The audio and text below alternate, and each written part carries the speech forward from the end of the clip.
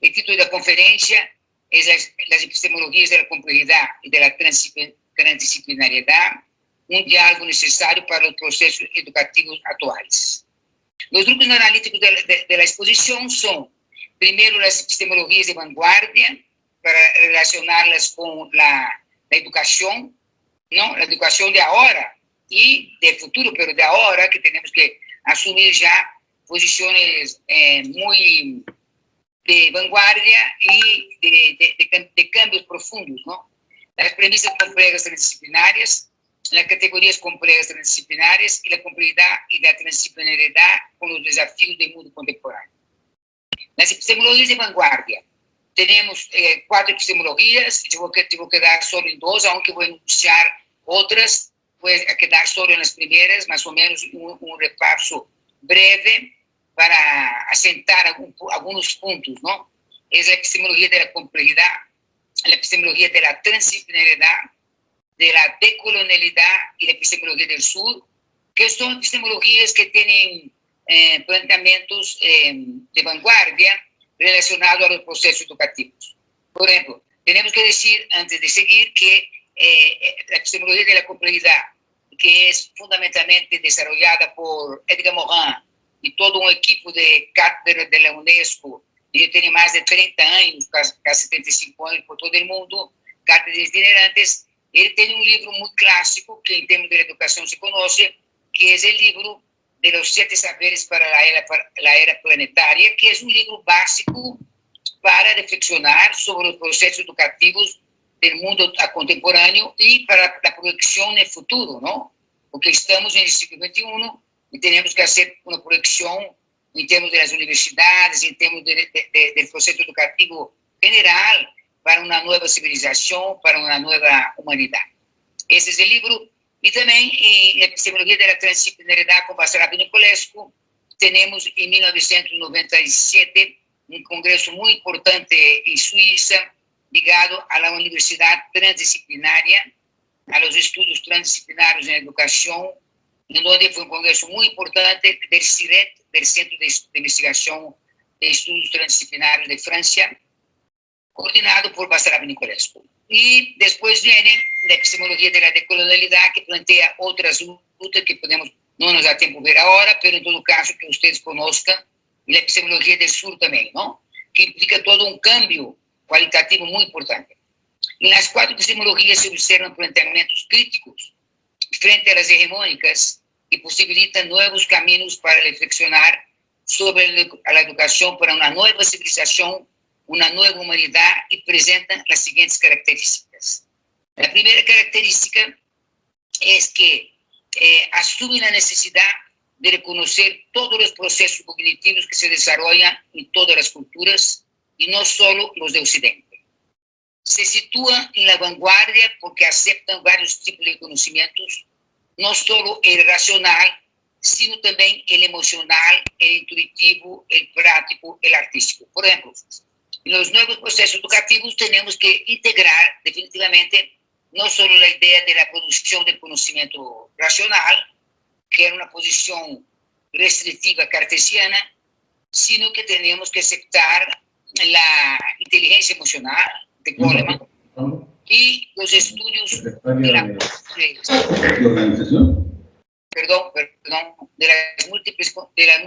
las múltiples conciencias que hay estudios ya, que es múltiples inteligencias. En tercer lugar, propone escenarios distintos relacionados a un pensamiento crítico en donde se defiende la igualdad de todos los seres humanos, de todas las culturas, y propone abrir caminos para superar todo tipo de dominación de injusticia. Las epistemologías, ¿no?, de vanguardia. Cuarto, coloca la dimensión ética como fundamental para lograr superar los obstáculos y las contradicciones de la humanidad y de las civilizaciones actuales. Y abre caminos de convergencia, de diálogo entre múltiples dimensiones de la complejidad humana. Ay, Dios, Salvador. Ok, epistemología de la complejidad. Vamos a ver entonces ahora algunos puntos de la epistemología de la complejidad, muy breves, no puedo parar en cada uno, solo voy a enunciar y si algún momento en las preguntas me podrán retomar, ¿no? La complejidad plantea, al contrario de las posiciones epistemológicas anteriores, cartesianas, positivistas, la complejidad plantea que la ciencia de la compleja implica trabajar con la incertidumbre, lo impredecible, lo imprevisible, que son categorías que vienen de las ciencias naturales, después vamos a ver, muy interesante, y que impactan en las ciencias sociales y las ciencias artísticas mismas, en donde el mundo que estamos no es el mundo de la certeza cartesiana, sino un mundo de la incertidumbre, un mundo de lo impredecible, ¿no? Y en ese sentido es que la epistemología aporta muchos elementos interesantes. Después hay 4 pilares muy importantes, que es lo dialógico, lo recursivo, lo hologramático. No puedo detenerme ahora. La otra relación importante dentro de la complejidad es la relación entre entropía y negentropía, que implica la relación recursiva entre orden, desorden y organización. Al contrario de los sistemas funcionales y estructurales, el sistema complejo implica una apertura, son sistemas abiertos, sistemas dinámicos, sistemas de contradicción, sistemas en donde siempre está presente el orden recursivo con el desorden, recursivo con la organización. Es una concepción diferente. Si aplicamos eso tanto a los sistemas naturales como a los sistemas socioculturales, sistemas históricos, vamos a ver que tenemos ese conflicto, ¿no? Tenemos siempre la contradicción y ese movimiento dinámico que no tiene que ver con la idea de lo estático que había antes en otros sistemas. Y una premisa muy importante es la lógica de lo contradictorio, que es también fundamental. Porque antes en la ciencia clásica había la lógica de la certeza. No se pensaba en la contradicción. La contradicción era negativa en el conocimiento. Entonces, todos los fenómenos sociales, naturales, de todos los tipos, está lo antagónico y lo complementario al mismo tiempo. Por ejemplo, si vamos a los conocimientos orientales, no occidentales, aunque aquí en Mesoamérica también está, la relación de continuo recursivo vida-muerte. Muy interesante. Aquí en Mesoamérica tenemos esa relación, que también está en China, también está en los países asiáticos. La epistemología de la transdisciplinaridad tiene otros elementos que serían, no, perdón, tengo que volver para atrás. De la transdisciplinaridad tiene los niveles, primera premisa son los niveles de la realidad del objeto. Las dimensiones global, regional, local, lo macro y lo micro. Tiene niveles de realidad del sujeto. Es una categoría importante de Basarab Nicolescu, que viene de la física cuántica, que implica los niveles de realidad, las distintas formas de percepción que se configuran en la subjetividad y la transdimensionalidad del sujeto. Lo que nosotros vamos a retomar en los procesos educativos, porque los procesos educativos no solo es el problema de la currícula, no solo es el problema de, como todos sabemos, el problema de formar o de contenidos. El proceso educativo tiene un problema fundamental de desafío actual, que es el proceso entre sujetos, el proceso de la transsubjetividad, el proceso de la intersubjetividad. Entonces, aquí también tenemos un aporte interesante que la posición cartesiana no aceptaba, que era la relación sujeto-objeto recursiva, porque todo lo subjetivo es objetivo y viceversa. ¿Qué planteaba Descartes? La posición positivista decía, no, el conocimiento es objetivo, tiene que ser objetivo, y por lo tanto el sujeto no tiene que entrar. Y por otro lado, entonces, esa falacia de que la producción de conocimiento es objetiva, es una falacia que existió mucho tiempo en el siglo XIX y transitó en el siglo XX, y es hasta a finales del siglo XX pasado que se empieza a romper con la complejidad, la transdisciplinaridad, esa idea de conocimiento objetivo, ¿no? Como que el sujeto no entra en eso. Después hay otra propuesta del sujeto transdimensional, contradictorio y movimientos recursivos, como abordaremos después. Si nos da tiempo, esperemos que sí, que son sujetos involucrados en los procesos educativos, ¿no? Entonces, el proceso educativo implica toda una semosfera, todo un entorno, todo un sistema complejo, ¿no? Recursivo, dinámico, contradictorio, que procuraremos plantear. Después tenemos una epistemología de la decolonialidad y la epistemología del sur con Boaventura de Sousa, que tienen puentes de encuentro y son epistemologías también que abren caminos para los procesos educativos, pero que en esas no vamos a parar mucho, no nos da tiempo. En 40 minutos haremos eso en otros momentos, ahora no nos da tiempo. Las dos se articulan con matices distintos. Son epistemologías que complementan las otras dos con aspectos en donde no se han considerado en las otras dos. Entonces hay una propuesta de la decolonialidad del ser, del saber, del hacer, del poder, con implicaciones y procesos muy complejos transdisciplinarios de resistencia y de reexistencia, de refundación, ¿no? de la subjetividad, de refundación del conocimiento, de refundación de muchas cosas, fuera de las epistemologías hegemónicas, fuera de la posición de la educación con el poder. Las dos suponen la recuperación, la conservación, la lucha por la memoria de la cultura y por la memoria histórica ancestrales. Segundo punto de la exposición, las premisas complejas transdisciplinarias. Entonces, aquí tenemos que los nuevos procesos educativos, ¿no? Perdón un poquito, estoy viendo aquí, ok. Los nuevos procesos educativos deben considerar las siguientes premisas epistemológicas. Eso es muy importante, voy a parar un poco en cada una, porque son premisas que vienen de la epistemología de la complejidad y de la transdisciplinariedad, que implican e impactan en los procesos educativos, ¿no? En primer impacto en el proceso educativo en el sentido de que cómo sería la educación desde la complejidad y de la transdisciplinaridad, que planteamos que ya están de alguna manera con reflexiones en varios trabajos de Morin y de Basarab Nicolescu, y que están en ese libro, Los 7 saberes para la era planetaria, y están en varios trabajos de Basarab Nicolescu y de la escuela de CIRET, de investigación de estudios transdisciplinarios. Entonces, los nuevos procesos educativos implican, a partir de estas epistemologías, las siguientes premisas epistemológicas. Primero, la ruptura de las fronteras entre las ciencias sociales. Pierde pertinencia las separaciones tajantes entre la antropología, la historia, la sociología, la política, entre otras disciplinas. Quiere decir que la fragmentación que tenemos, que viene del siglo XIX con Comte, ¿no? Cuando crea y funda las supuestas ciencias modernas, entre comillas, que están en el siglo XIX con la fragmentación, que es lo que plantea Edgar Morin, que sería la idea de los paradigmas de la simplicidad.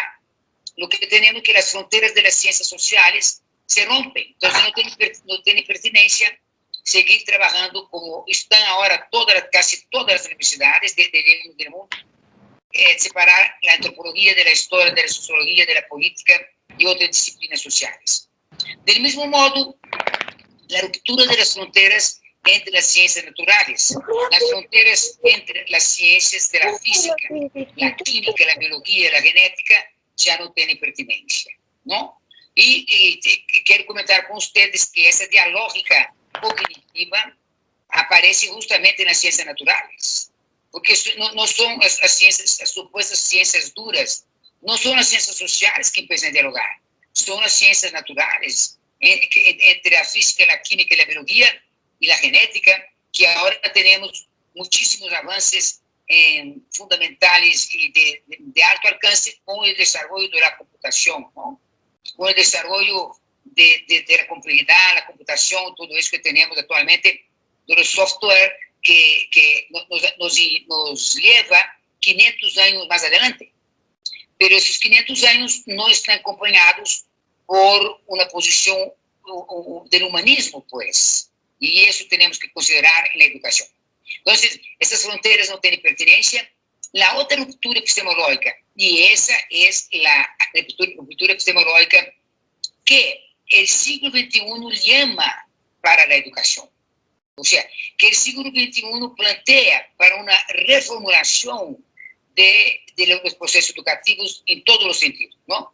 Sería el continuum epistemológico de la ruptura entre las ciencias naturales y recursividad con las ciencias sociales humanas y recursividad con las ciencias exactas y en recursividad con las ciencias artísticas. Eso quiere decir que lo que implica un desafío importante para repensar el conocimiento desde ese continuo complejo. Ese continuo complejo parece muy asustador, pero si hay si se asume la necesidad de reformular los procesos educativos desde la primaria, secundaria, la prepa, la universidad y universidad y la licenciatura y todos los niveles de educación, si se piensa en eso, como plantea Edgar Morin y Basarab Nicolescu, se puede construir ese continuo, ¿no? Se puede construir esa reflexión cognitiva importante para la educación en el siglo XXI. Y esas rupturas epistemológicas que son necesarias a nuestro modo de ver y la posición de las epistemologías de vanguardia para lograr conocimientos transdisciplinarios para enfrentar los problemas del mundo, de la humanidad en el siglo XXI. Requisitos importantes. El primer requisito. El primer requisito es asumir los pilares de la complejidad y de la transdisciplinariedad que hemos visto, ¿no? Está lo dialógico, lo recursivo, lo hologramático. Y en términos de Morin, y está en términos de Basarab Nicolescu, que se dialoga, ¿no? También las dos epistemologías están en diálogo, que implica los niveles de realidad, el tercer incluido, el tercer oculto y ¿cómo está aquí la otra? Y la complejidad. Segundo punto de los requisitos es que desde las epistemologías de la complejidad, de la transdisciplinariedad, las premisas implican la construcción de modelos complejos transdisciplinarios y de categorías transdisciplinarias que vamos a considerar algunas en esta exposición, porque en el tiempo que tenemos, ¿no? Implica integrar en las reflexiones cognitivas, en los procesos de investigación, en las materias, en el trabajo que se hace de ciencia y aprendizaje, en los procesos educativos, implica considerar, integrar la incertidumbre, lo impredecible, lo imprevisible, ¿no? Cosa que uno dice, no, pero el ser humano le gusta vivir en la certeza. A todo el mundo, aquí nadie le gusta vivir en la incerteza, pero la incertidumbre es lo que existe. Y yo voy a tocar el tema que es una temática en términos de Morin, una temática quiere decir que no puede dejar de ser tocada en ningún momento, que es la temática de la coyuntura de la pandemia, ¿no? Porque ya tiene más de 150.000 trabajos o más en el mundo, de todas las lenguas, de todas las culturas, que trabajos de investigación de todos los campos cognitivos, aunque pocos estudios son desde la complejidad y la transdisciplinariedad, porque los estudios están en varios campos cognitivos, desde las ciencias naturales, ciencias sociales, ciencias matemáticas. Vemos, por ejemplo, como en los informes de la pandemia se usa toda la estadística y la geometría y las curvas interesantísimas de desarrollo de la pandemia, todo eso. Entonces, la incertidumbre está justamente en esa pandemia que no estaba, había un pronóstico, pero no había el anclaje de que iba a existir, de que iba a darse en los niveles que está. Todo eso no podemos comentar ahora, tenemos varios trabajos de la posverdad y todo eso, pero no vamos a trabajar. La cuarta premisa importante, el requisito importante, es asumir la lógica de la contradicción, que está presente tanto en Edgar Morin como en Basarab Nicolescu.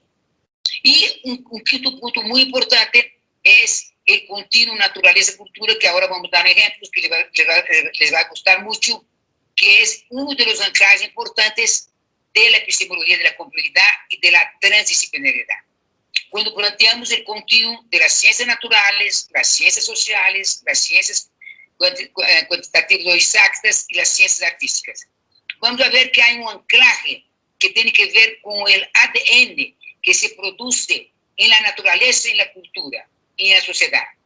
O sea, ese ADN se reproduce en la memoria, se reproduce en el cerebro, se reproduce en los fractales y todo eso que vamos a ver. Voy a dar solo 2 ejemplos, ¿no? Que quisiera que ustedes vieran. El primer ejemplo es un continuo, el continuo que planteamos, ¿no? Cómo existe el continuo en lo que hemos hablado, cómo existe el continuo, perdón, que estoy viendo para que puedan ver bien. ¿Sí están viendo bien? ¿Sí? Ok. A ver, que no consigo aquí. Ok, es que no consigo. Sí, doctora, sí se ve. Sí, es que no consigo varios, pero bueno. El continuo, ejemplos de continuo que tienen que ver las formas humanas en las flores, que son las orquídeas. Fíjense, en la orquídea que aparece en las flores raras del mundo, está del lado izquierdo la forma humana en una orquídea. Es una forma humana, ¿no? Entonces, uno ve que el ADN de la materia, que es una doble espiral, se reproduce en la flor de la orquídea. Y por otro lado, en otra orquídea se reproduce una bailarina. Porque ustedes pueden decir, no, eso es un imaginario. Bueno, es un imaginario, pero en el imaginario que conocemos de la forma humana y de una bailarina, ahí está presente en las flores. Ese es un tipo de continuo, hay muchos otros. Voy a dar solo uno más. El otro continuo es el continuo de animales y flores. Otra vez está el ADN y vemos la presencia de una ave en una orquídea. Es orquídea de Brasil. No la pongo porque soy brasileña, pongo porque está muy bonita y es una orquídea maravillosa que ustedes encuentran de cómo hay formas animales en las flores, ¿no? Había formas humanas en las flores y ahora formas animales. Y eso es lo que permite, del lado derecho, los patos, unos patos en las orquídeas también, ¿no? Por eso es tan interesante la reflexión de ese continuo de las ciencias naturales con las ciencias sociales, las ciencias humanas, las ciencias exactas y el arte, ¿no? Toda vez que hay arte en la naturaleza, yo tengo toda una propuesta de trabajo de la estética de la naturaleza a partir del ADN, pero ahorita no podemos hacer. Ok. El tercer punto son las categorías complejas transdisciplinarias. La construcción de categorías complejas transdisciplinares implica integrar premisas de distintos campos cognitivos, produciendo una convergencia importante para explicar y entender los procesos socio-históricos, culturales, políticos, artísticos, naturales y espirituales. En la transdisciplinariedad y complejidad existen varias categorías de gran alcance analítico. Está la transrealidad, la transculturalidad, el transhumanismo y el poshumanismo, la transsubjetividad, que después vamos a trabajar algunas nomás.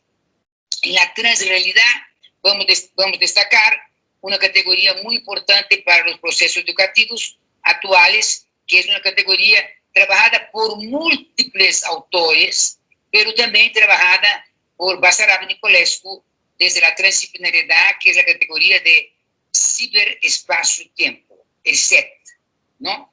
Esa categoría en donde vamos a parar un poco en relación a los procesos educativos actuales, en relación a lo que implica el proceso educativo en el mundo actual, ¿no? Lo que implica el proceso educativo y la ampliación y la incidencia fundamental y brutal, yo diría, de lo digital sobre el mundo real, ¿no? De todas las pautas digitales, todo lo que implica los procesos educativos desde lo digital, como estamos haciendo ahora, la ponencia digital, que no es presencial y que tiene sus ventajas, como dijimos. La transrealidad en relación después vamos a colocar la transrealidad en relación al mundo virtual. Implica primero considerar la conjunción de niveles de realidad del sujeto transdisciplinario y del objeto transdisciplinario. Los niveles de realidad subjetivos y los procesos de percepción y los niveles de realidad objetivos se mueven con el tercero incluido y la integración del tercero punto. Estas son categorías de la transdisciplinariedad que tienen que ver con Basarab Nicolescu. El tercero incluido es, por ejemplo, un ejemplo que voy a dar a ustedes, una relación, por ejemplo, la relación de oposición o de contradicción o entre hombre y mujer. Y un nivel es A y no A, ¿no? Ser hombre, género, ser hombre y ser mujer. Pero en otro nivel existiría el tercero incluido, que ese hombre y mujer estaría en un tercero incluido que sería en otro nivel de realidad el ser humano. No sé si me entienden. Entonces, de igual manera, la vida y la muerte. Supuestamente hay una oposición en Occidente, no así en Oriente, no así en Mesoamérica, no hay una oposición entre vida y muerte. Porque todo vivo se muere y toda muerte se transforma en vida. De alguna manera, en el sentido de que no es la muerte en todos los sentidos, no solo en el ser humano, la muerte en la naturaleza, no todo lo que se muere, los animales, plantas, todo se genera en nueva vida. Esos procesos de continuo recursivo implicarían que otro nivel de realidad existen al mismo tiempo. Entonces, la oposición de pensamiento estructural que empezó al inicio del siglo XX y continuó hasta la década de 70, esa oposición binaria se cambia por una oposición de continuo, una oposición en donde los opuestos están en relación de contradicción, pero que también están al mismo tiempo en otro nivel de realidad. Ese es un problema que hay que trabajar con más calma. Pero bueno, en ese sentido, la relación sujeto-objeto, como habíamos dicho, debe ser pensada en la transrealidad. Sin duda, un planteamiento muy complejo, al salir de la categoría de realidad para la transrealidad. Categoría de gran valor heurístico y que alcanza otros horizontes cuando la ligamos al ciberespacio-tiempo, en que se desarrolla la educación mundial actual. O sea, la educación actual mundial es una educación que tiene soporte en el ciberespacio-tiempo, que implica asumir una cultura digital, implica asumir un espacio digital, un tiempo digital y el sujeto digital. Esa cultura digital evoluciona, es una cultura digital que impacta todas las pautas de la vida, de lo cotidiano a la vida pública, de lo privado a la vida pública. Es un aspecto muy interesante para trabajar. Entonces, la relación de la transrealidad con el ciberespacio-tiempo y la educación. El ciberespacio-tiempo es natural, es muy interesante, es Basarab Nicolescu plantea que el ciberespacio-tiempo es natural porque está en el mundo cuántico, que hay procesos cuánticos en la naturaleza. Mientras que Edgar Morin viene de las ciencias humanas, Basarab Nicolescu viene de la física cuántica, pero los dos transitan. Edgar Morin transita para las ciencias naturales y Basarab Nicolescu transita para las ciencias sociales, e incluso para la filosofía, los dos, e incluso para la espiritualidad, para la religión. Segundo punto, el ciberespacio-tiempo es artificial porque utiliza un lenguaje artificial y resulta de una tecnología sofisticada desarrollada por el ser humano. Lo natural y lo artificial al mismo tiempo producen una interfaz constitutiva del ser humano con el computador y del ser humano con la naturaleza. La existencia de la realidad material versus la realidad virtual produce la hiperrealidad que domina el mundo contemporáneo con consecuencias positivas y negativas. En ese mundo, en esa recursividad de la realidad material con la realidad virtual, está la educación. En esa recursividad de la realidad material con la realidad virtual está el sujeto educativo, los sujetos educativos, tanto los formadores como los alumnos. Y está, por ejemplo, un elemento muy interesante ligada, de alguna manera, a la nueva educación, que es la aula invertida. Es una categoría muy interesante de la aula invertida, en donde ya no está la idea de que el profesor, como dicen en México, es el mero mero, ¿no? Ya que estamos, creo que la gente está oyendo de otros países, y si no están oyendo, bueno, quedará grabado, que creían que la educación estaba solo en el profesor mero mero. No, sino que el conocimiento es compartido, el conocimiento es construido de manera colectiva, en donde en el aula invertida el alumno pasa a ser el centro, orientado y dirigido un poco por el profesor, pero no es el profesor el que tiene el saber pleno, ¿no? Que es el saber poder, no es así. Eso de la aula invertida tiene que ver con el mundo digital, muy interesante, porque en el mundo virtual, la realidad virtual, la educación virtual, digital, permite que en la hora que estamos enseñando, todos los alumnos utilicen la computadora, incluso utilicen el celular. Entonces, cuando yo hago una pregunta, yo sé que van a buscar en el celular, que me contestan, pero también que contestan, así aprenden, así van aprendiendo y manteniendo la memoria, ¿no? Ok. Y después, siguiendo con la transversalidad, el cibertiempo, espacio y educación. Otro quinto punto, la relación, se produce una relación especular que se revela entre los procesos cuánticos que están en el humano y en el ciberespacio-tiempo. Hay un nacimiento histórico del primer tipo de... Es que la imagen se me va. El primer tipo de... Un momentito. El primer tipo de interacción ternaria. Lo infinitamente pequeño, que es el quantum de la física cuántica, lo infinitamente grande, que es la macrofísica, y lo infinitamente consciente. Ese punto es importante. Quinto. Sexto punto. La causalidad en el ciberespacio-tiempo es una causalidad abierta, en bucle, recursivo, quiere decir que las causas producen efectos y los efectos pueden ser causas, que reacciona a la interfaz del ser humano-computador. El ser humano descubre en sí mismo un nuevo nivel de percepción gracias a su interacción con el computador. Y el computador afina sus potencialidades por medio de la interacción con el ser humano.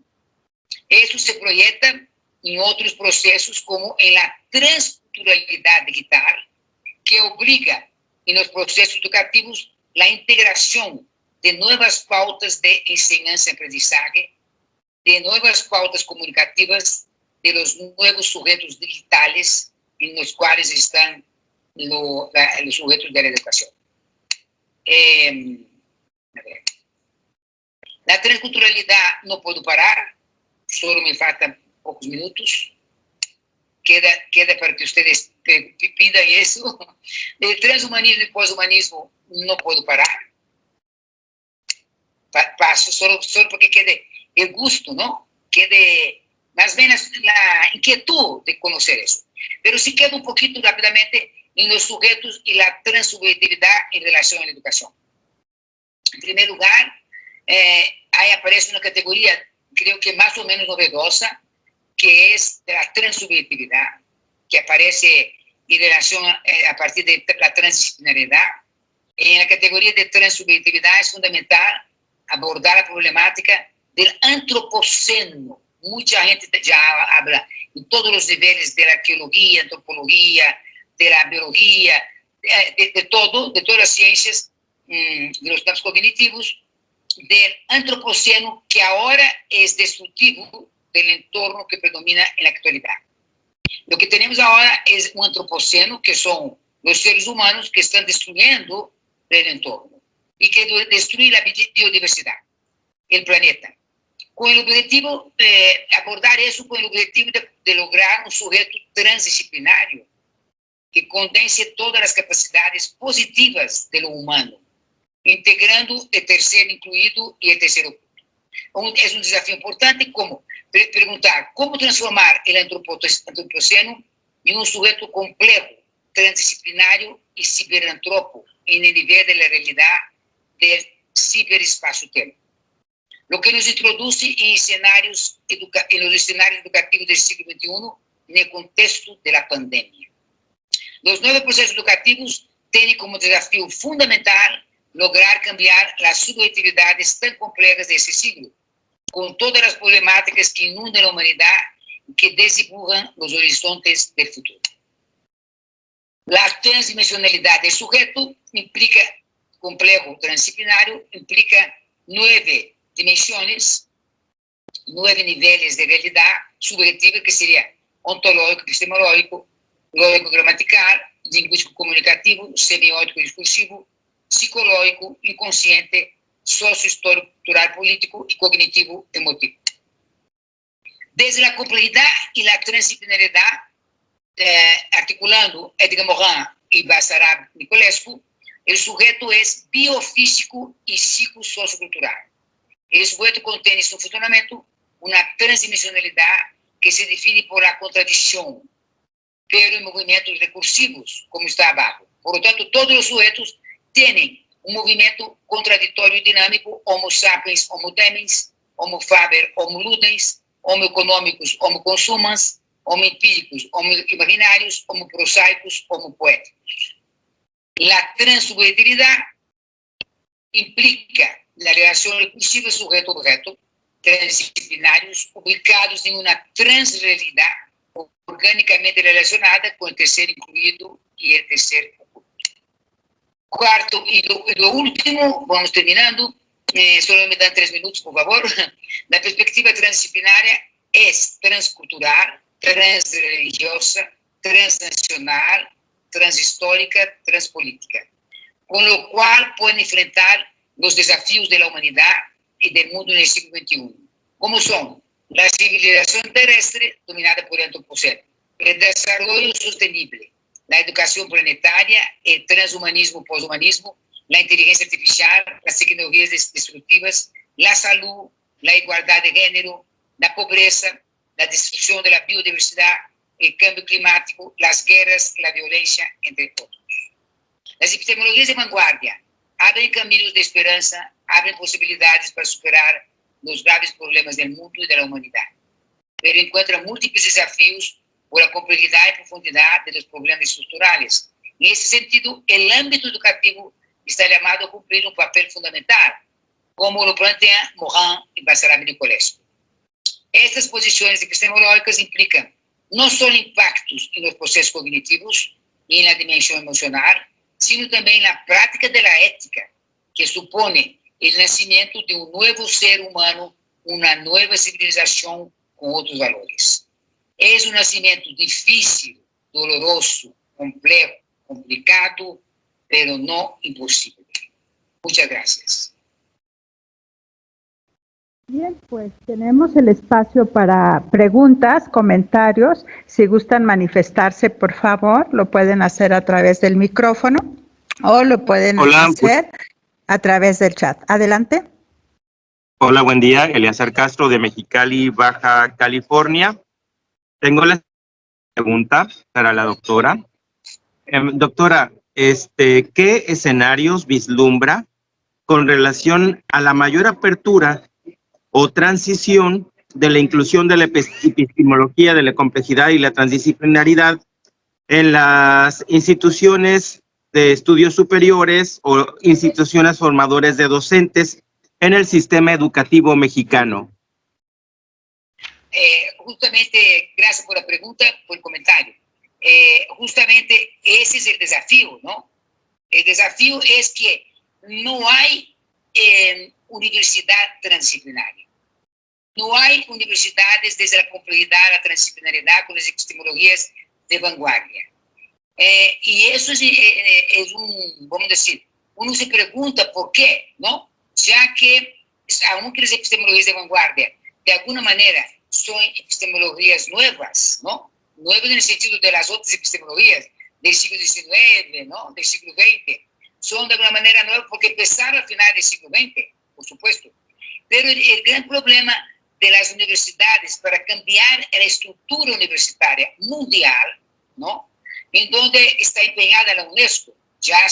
Yo puedo decir a usted que ya hace 30 años que ellos hacen congresos, eventos, para plantear una nueva educación una educación transdisciplinaria desde la complejidad, una educación crítica, una educación con la ética que tiene que tener. Pero a pesar de las décadas que tienen, la dificultad es que se asuma a nivel político, a nivel social, histórico, cultural, se asuma esa revolución educativa, que está ya planteada con Paulo Freire en Brasil, ¿no? En Brasil, Paulo Freire, que Edgar Morin reconoce, y el mismo Václav Nicolescu reconoce, es una educación crítica. Entonces, en términos de México, en términos de América Latina, de Brasil mismo, donde está Paulo Freire, que no se integró, lo que notamos, profesor, es que hay avances en términos de grupos transdisciplinares de la complejidad. Hay grupos, muchos grupos. Por ejemplo, en Brasil es uno de los países donde hay un gran desarrollo de la relación de procesos educativos con la transdisciplinariedad. Y muchos grupos que trabajan con educaciones alternativas, con gente de la favela, con gente de la calle, con varios tipos de grupos, ¿no? Socioculturales. Pero ese trabajo no aterriza y no se ancla en una postura institucional de reformulación del proceso educativo. Una reformulación en donde, como decimos, no solo se produce conocimientos académicos, sino que se produce conocimientos críticos para la vida, conocimientos críticos para que el mundo sobreviva, para que la humanidad tenga otros asideros, ¿no? Porque ahora lo que vemos, por ejemplo, todo el mundo dice, después de la pandemia, surge de otra civilización. Estamos esperando. Esperemos que el ser humano, en ese momento que estamos complicadísimo, pues, de superar la pandemia, esperemos que a superar la pandemia se regrese, como dicen aquí, en otros países, a la nueva normalidad, entre comillas, nueva normalidad, pero con otros valores, pues. Y ese es el desafío de la educación. El desafío de la educación no en México, el desafío de la educación en todo el mundo. Todo el mundo. En la misma Europa. Por ejemplo, ¿qué sentimos en relación? Por eso yo coloqué las 4 epistemologías. ¿Qué se siente en relación a las epistemologías en relación a la universidad y a la educación? Y a todos los niveles de la educación. Lo que uno percibe es que hay un bloqueo, ¿no? Hay un bloqueo, hay una frontera en donde los planes, y no es un problema de currículo, es un problema de asumir en todas las instancias institucionales un cambio de proceso educativo. Más que la currícula, ¿no? Es más profundo que eso. Y eso, hay grupos que sí, hay grupos de enseñanza, yo digo que no es que no hay, lo que pasa es que no es masivo, pues. O sea, lo que pasa es que son pequeñas cosas en todo el mundo, ¿no? Casi los 7.000 millones de habitantes que somos, pues esa búsqueda de una educación nueva, de una educación de transformación del ser humano, como decimos, un ser humano novedoso, es complicado. Pero tenemos la esperanza con las epistemologías de vanguardia, tenemos esperanza que esta coyuntura, como algunos dicen, ¿no? El mismo Boaventura de Souza dice que el virus es un pedagogo, que vino a enseñar a la humanidad que más allá de toda la riqueza que tiene muchos, o más bien pocos, toda la riqueza distribuida entre pocos en el mundo, se murieron. Los que tenían toda la riqueza no pudieron salvarse. Entonces, dice que es un pedagogo. Yo preferiría que no hubiese pedagogía, que la pedagogía fuera constructiva y de otro nivel, no con la muerte, pero bueno. En todo caso, yo creo que la esperanza está ahí. Está en los formadores, pero está en los formadores y en procesos educativos que tienen que ser asumidos a nivel macro. A nivel micro ya está. Hay muchos grupos que elaboran procesos educativos. Muchas gracias. En todos los niveles, ¿no? Ok. Gracias, muy amable. Hay 2 participaciones que están. Por favor, adelante, si abren su micrófono. Está una antes de esta. todos los participantes. Saludar y agradecer la invitación al comité académico, al comité organizador de este seminario tan importante, Horizon 2021, que siempre se ha caracterizado por su capacidad intelectual, su profesionalismo y su coherencia social. Quisiera pedirle a la doctora ponente si pudiéramos aterrizar un poco más en una explicación sobre el continuum en la educación a distancia y la nueva normalidad que estamos viviendo en estos momentos. Gracias. Okay. El continuum de la nueva realidad es que las pautas que fueron casi obligatorias por la pandemia, ¿no? Cambiaron no solo el proceso educativo, ¿no? O sea, porque la impronta era, o paramos toda la educación y paramos la vida, o buscamos la forma de continuar.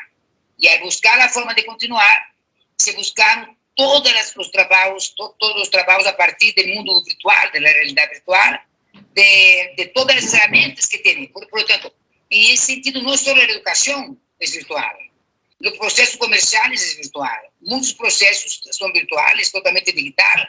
Se hace, como dice, el home office, ¿no? O sea, la oficina en la casa. Entonces, la mayoría de lo que se puede poner en trabajo en la casa sea hecho.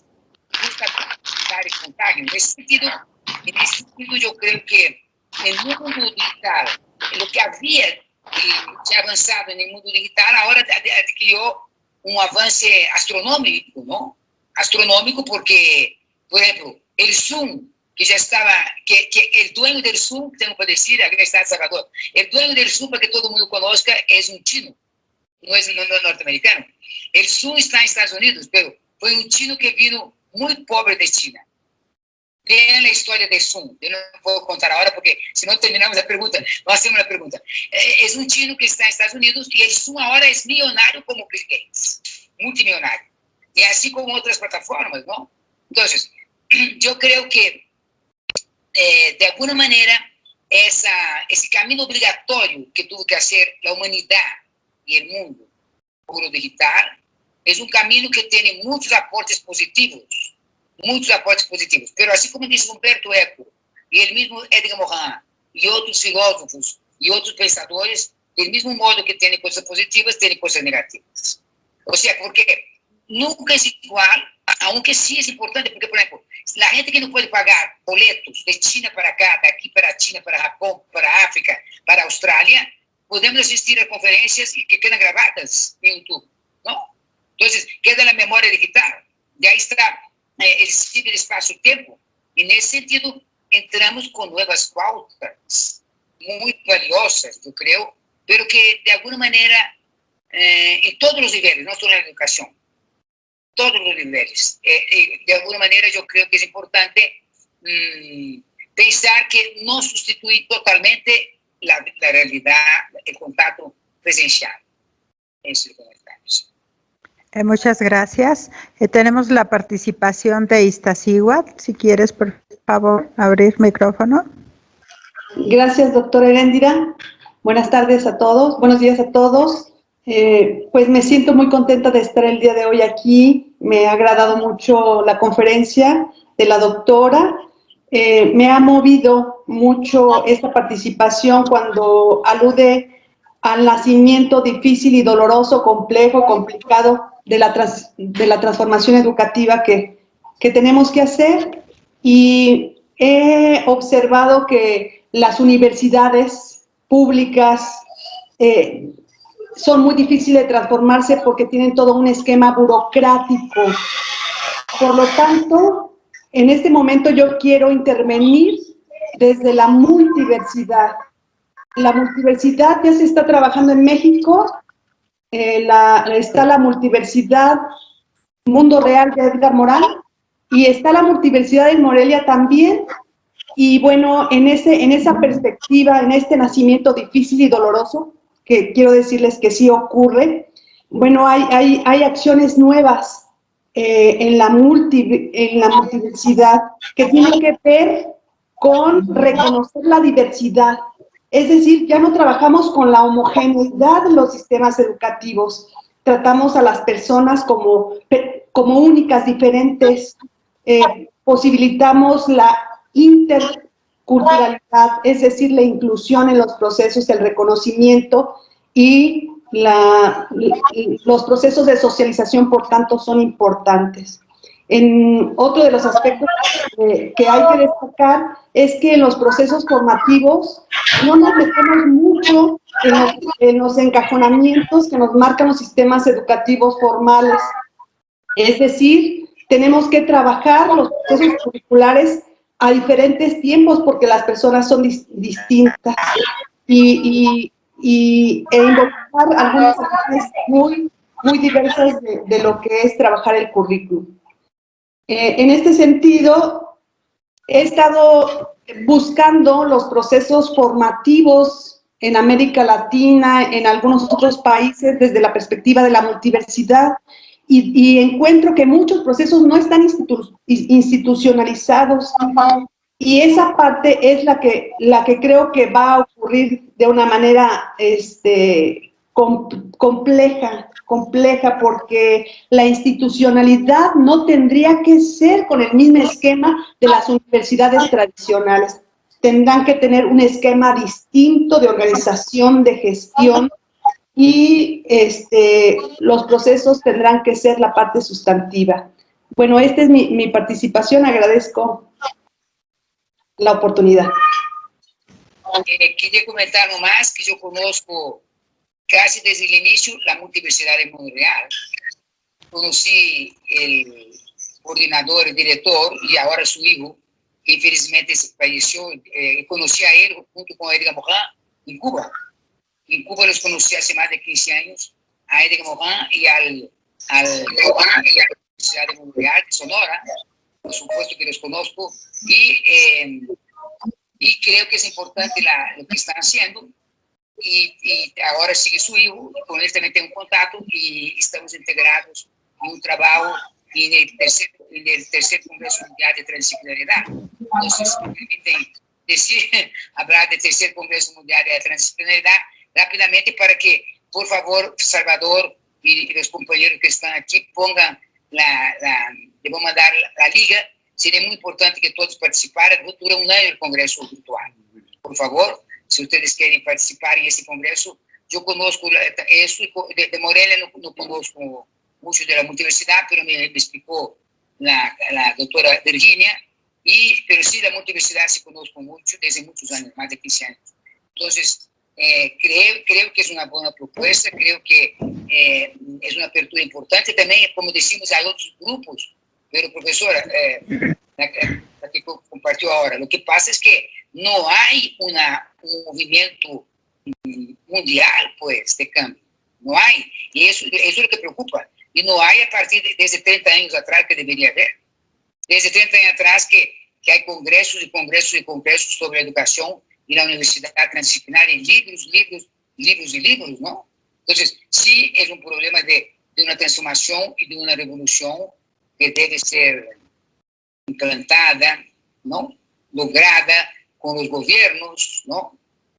Como una política mundial, pues, en relación a la educación. Gracias, muy amables. Pues hemos llegado al tiempo. La conferencia nos ha marcado grandes reflexiones que quienes estamos en instituciones educativas o de formación de formadores necesitamos recuperar, porque nos replantea las formas tradicionales en que hemos construido nuestra relación de conocimiento, pero también de interacción con el otro. Seguramente esto permitirá contribuir a que apuntemos a otras líneas y que podamos en otro momento, doctora, si así nos lo permite, seguir conversando con estos temas que son sumamente importantes y pertinentes para abordar los desafíos de la realidad del hoy. Felicidades y adelante.